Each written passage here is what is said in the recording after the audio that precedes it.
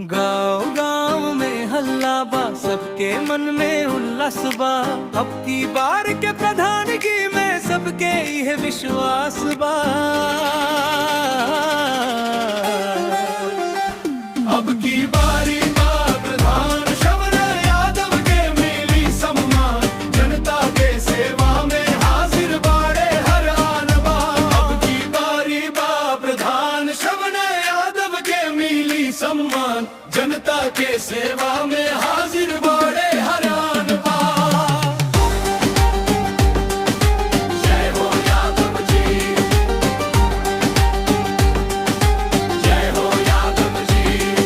गरीब के सहारा बन के हर दुख दर्द उठावेलन,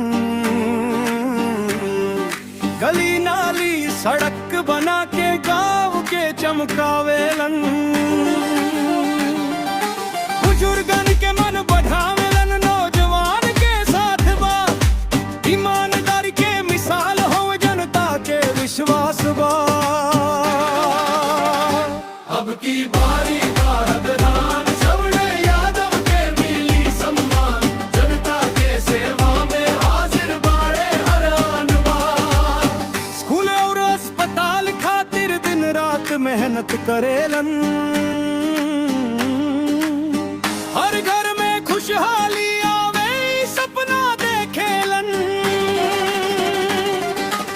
जात पात से ऊपर उठ के सबके दिल में प्यार बा।